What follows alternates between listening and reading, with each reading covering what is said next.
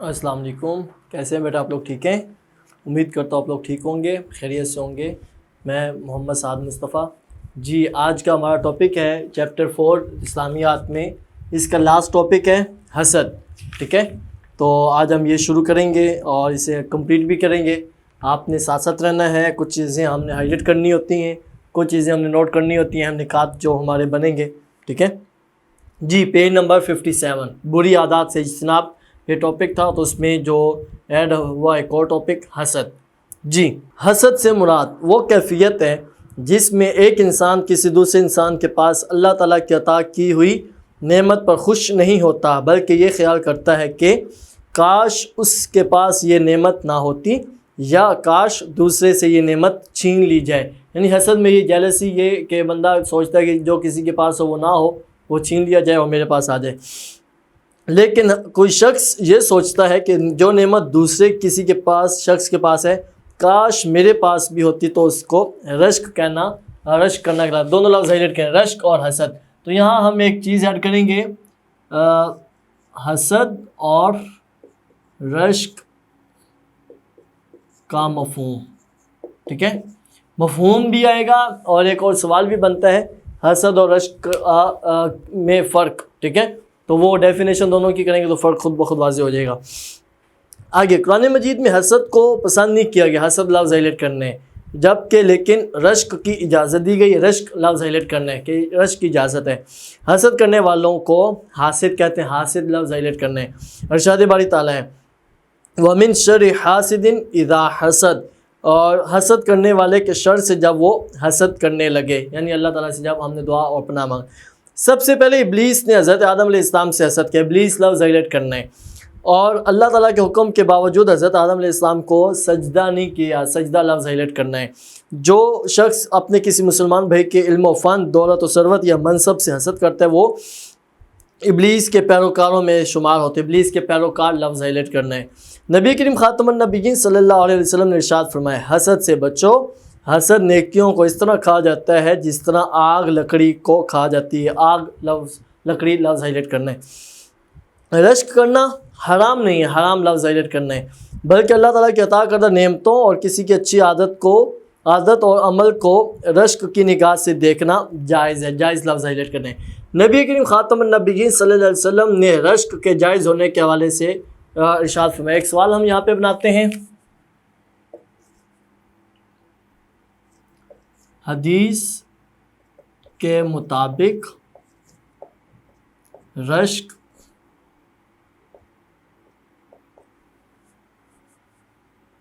کتنے اور کون سے لوگوں پر کرنا جائز ہے؟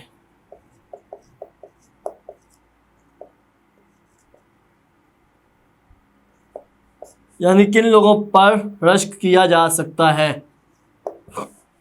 تو ابھی جو ہم پڑھ رہے ہیں وہی اس کا آنسر ہے۔ نبی کریم خاتم النبیین صلی اللہ علیہ وسلم نے رشک کے جائز ہونے کے حوالے سے ارشاد فرمایا، کیا رشک کے قابل دو ہی آدمی، دو لفظ ہائلائٹ کرنے ہیں۔ ایک وہ جسے اللہ نے قرآن دیا، قرآن لفظ ہائلائٹ کرنے ہیں، اور وہ اس کی تلاوت دن رات کرتا رہتا ہے۔ نمبر 2، دوسرا وہ جسے اللہ نے مال دیا، اور مال لفظ ہائلائٹ کرنے ہیں، اور وہ اسے اللہ کی راہ میں دن رات خرچ کرتا رہے۔ آگے جی، حسد کی سب سے بڑی وجہ یہ ہے کہ حاسد محنت نہیں کرتا، خود محنت ہائلائٹ کریں گے۔ اگر وہ محنت کرتا تو اس کے پاس بھی اللہ تعالیٰ کی نعمتیں ہوتی اور وہ حسد کی آگ میں نہ جلتا۔ دوسری وجہ یہ ہے کہ دعا نہ کرنا، اس کے علاوہ دشمنی کے جذبات، عب دنیا، ہر وقت مال اور عہدے کے لالچ میں مست رہنا حسد کی بنیادی علامات ہے، بنیادی علامات ہائلائٹ کرنے ہیں۔ آگے جی، حسد کا تعلق دل سے ہے، دل لفظ ہائلائٹ کرنا ہے، تو یہاں ہم لکھیں گے حسد کا تعلق، یہ کوئی پریکٹیکل چیزیں نہیں ہیں کہ ہم کسی سے حسد کر رہے ہیں تو ہم کوئی ایسا کام کر رہے ہیں جس سے پتہ چل رہا ہے کہ حسد ہو رہا ہے، یا کوئی ہم سے کر رہا ہے تو اس میں بھی، تو حسد کا تعلق دل سے ہے، افعال سے نہیں ہے۔ لہٰذا جو شخص کسی بھی مسلمان کی برائی چاہے وہ حاسد ہے، حاسد لفظ ہائلائٹ کرنا ہے۔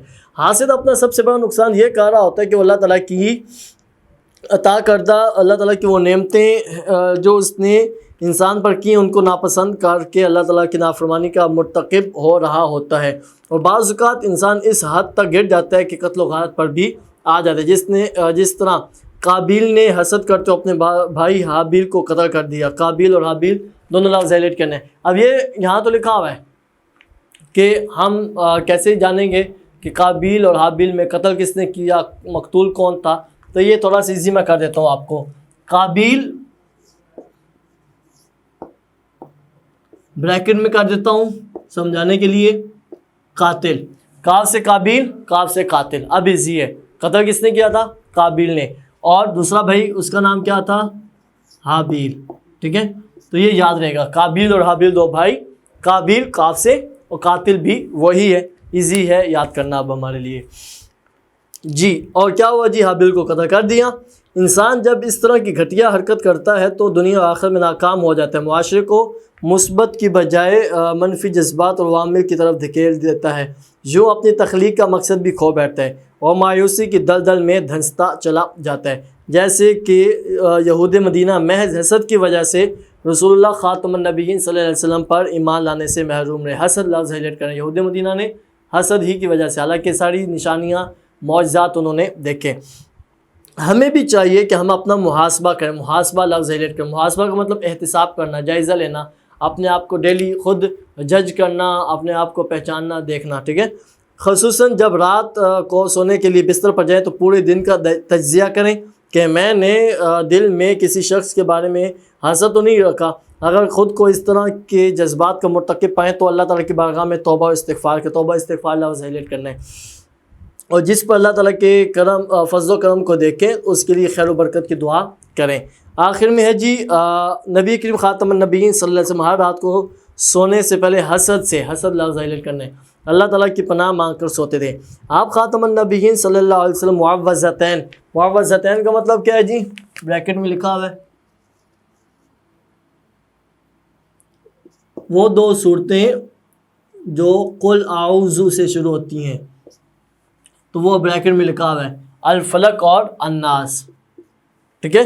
معوذتین سے کیا مراد ہے؟ دو صورتیں آخری جو سورۃ الفلق اور سورۃ الناس اور آیت الکرسی ہائلائٹ کریں گے، پڑھتے اور اپنے ہاتھ پر پھونک مار کر پورے جسم پر مل لیتے، نبی پاک صلی اللہ علیہ وسلم کا یہ طریقہ عمل مبارک۔